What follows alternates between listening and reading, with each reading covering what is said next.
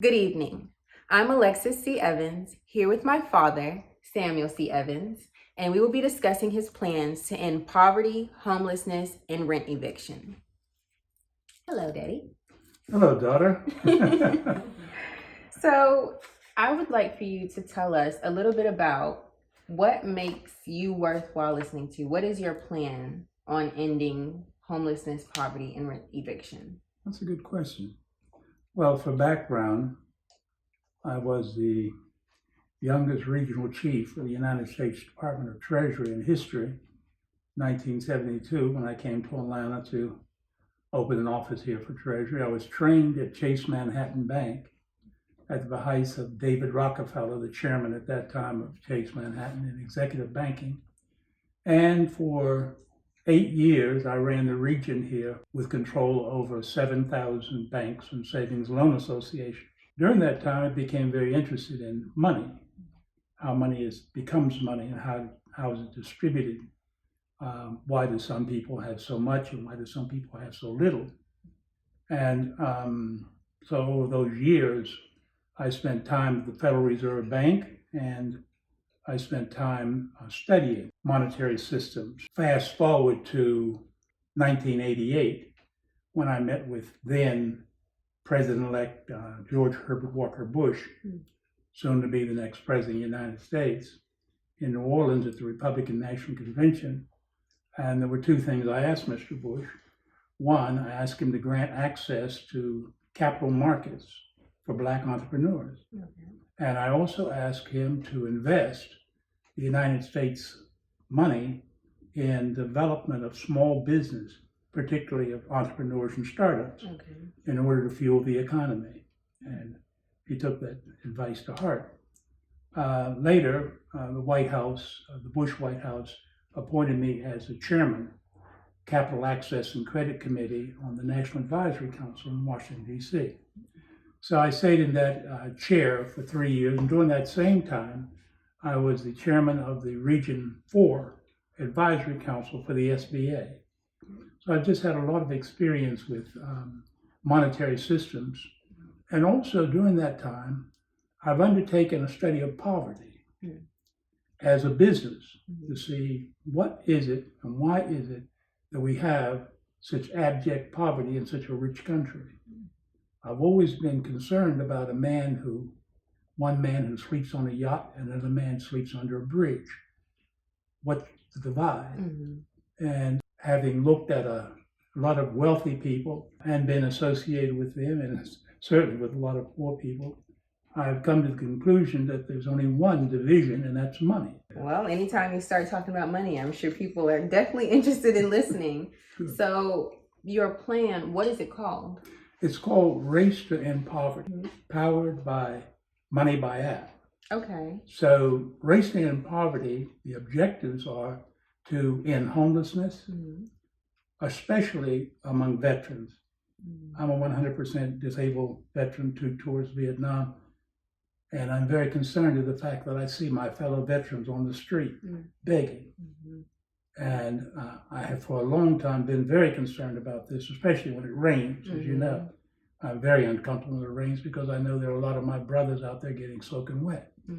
So my idea is, over a period of time, over a number of years, was to come up with a way to redistribute money. The former chairman of the Federal Reserve Bank, Chairman Greenspan, said something that caught my attention. He said, he was asked a question, is there enough money to do what you want to do, Mr. Greenspan? He said, oh, the world's awash with money. He said, it's just very unevenly distributed. That caught my attention. So now I'm wondering, how can we redistribute what we have? Now, the reason that I want to redistribute money that already exists is every time you create money, you also create inflation. We keep going around and around, we're going to wound up where Venezuela is now. Where's that? Now, 10 years ago, Venezuela was in exactly the same position as the United States. Okay. Let's say bread was $2 a loaf, gasoline was $1.50 a gallon, food was plentiful. Well, now, 10 years later, Venezuela doesn't have any bread. If you can find a loaf for $100. Mm. They went down this rabbit hole, and coming back up is extraordinarily difficult. We think it can't happen here, but it can, and it is happening right now.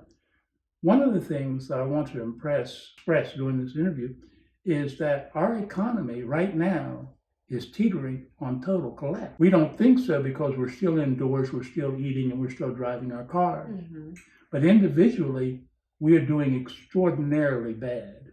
For example, we had a $2 trillion stimulus package that was given out by the government Just last year. How many individuals actually improved based on that package? No one that I've seen. And no one that I've been able to find. Now, we each got a check, but when that check was gone, we were in no better position than we were when we started. So my idea is that we need an ongoing situation that will give us access to money, but not in a welfare sense. I've studied welfare. I've looked at it very critically. I don't want to give an opinion as whether it's good or bad, but the effects of it have not been what it started out to be, and what we hoped it would be. Welfare started out to be a way to assist people who could not assist themselves in surviving, but then it became a crutch. Now, there are many welfares in society. There's those who have welfare at the top, banks, corporations, subsidies such as sugar, cotton, various kinds of commodities that are subsidized by the government. These are all a type of welfare. But the welfare that comes down to the average person or the person on the bottom of the totem pole is not the kind of dignified welfare that we need. If welfare was good, if giving money to people was good, then people living on welfare would be driving Cadillacs. But as it is, they're struggling to make ends meet. And many of these people are employed. And that's one of the problems we have in our society right now, is that how many people have jobs and they still can't make ends meet. And we can't continue down this path in this way. We developed a patent pending algorithm that redistributes money on an equitable basis. I listened very carefully to the legendary actor Danny Glover when he was here in Atlanta, and they were discussing reparations. And I started to think about how reparations are going to work. Some questions came to my mind. For example, if you're asking for payments, are you asking for payments for something you did, or you ask for payments for something someone else did? And if someone else did it, how do we calculate what you're due? So there were a lot of internal questions that I had. They came through with a committee, a large committee, and I got a chance to listen to them. The plan that I've come up with does not replace reparations, but it's faster. And it is something that we can do today. We don't need tax money from the government. We do need government support because the government needs to approve things that we're doing. And we want to make sure that everything we're doing is perfectly legal. As far as the benefits of this program, we've estimated that the package value of poverty in the United States alone is $50 billion. Our stock, if it were issued today, would come out at approximately $50 a share. That we're able to do things as a group that we can't do individually. And what our system does, it brings everybody's money together in what we call a virtual community wallet. And each individual is able to go to that wallet and get what they need based on their input. It's not a gift, it is a recycling. And if we keep recycling and we keep redistributing, eventually each person will have what it needs for him to close the gap between where he is now and where he wants to go. And also this, each person should have the dignity to participate in their own financial climb. You should not be subject to the restraints that welfare puts on an individual. My plan is to stop evictions. If you are a single mother with 3 children, where do you go to get money? You have no access to any capital. And if you try and borrow it, there are banks now or lending organizations that are charging 35% interest. Hard to pay back. It's almost impossible to pay back. Mm-hmm. So my idea is you need an access to capital that you can get with dignity and then you can get with assurance. Okay. Also, when you get into things like reparations or you get into welfare, you get into various kinds of categorical giveaways, you wound up with one group giving to another group. Mm-hmm. You wound up with one person bearing the burden, another person carrying it. Or I Right. should say one person having the burden and the other person carrying it. Mm-hmm. My plan stops that. It stops you from borrowing Mm-hmm. and it stops begging. When you're homeless, you have access to absolutely nothing. Not a shower, Mm-hmm. not a toilet, not an ATM. Mm-hmm. You can't even apply for a bank account. It's virtually impossible Because for you a need person, residence. when they lose their home and their baby, for them to come back into society. But my plan is that they would be able to access capital. Okay. Now, this is not a get-rich-quick scheme. Mm-hmm. And nobody's going to access so much money until, they don't have to work. Right. But it is enough money to keep body and soul together and to give you a very important thing, and that is hope for tomorrow. Mm-hmm. A lot of the mental illness that we have now is all based on the fact that people are very concerned about how they're going to live. Mm-hmm. That's true. And if we can remove that as a mental burden, Mm-hmm. think of how that's going to allow people to react. Oh. That's what we're aiming for.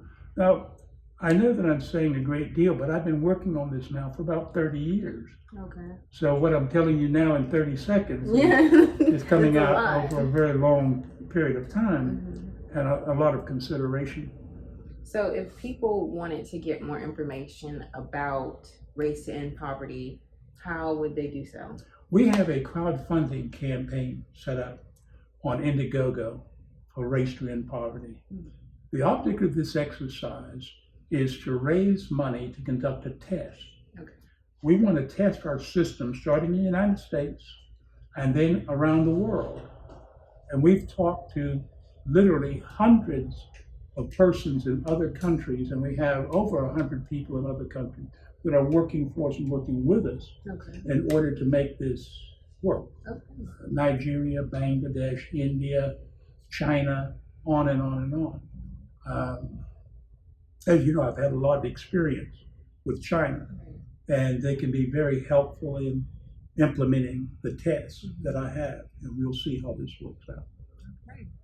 Well, if you're interested in any more information on Race to End Poverty, please feel free to check out the Indiegogo site, and you can contact us with the information below. Thank you. Thank you so much, Ms. Evans. Thank you for meeting with me, Daddy. My pleasure.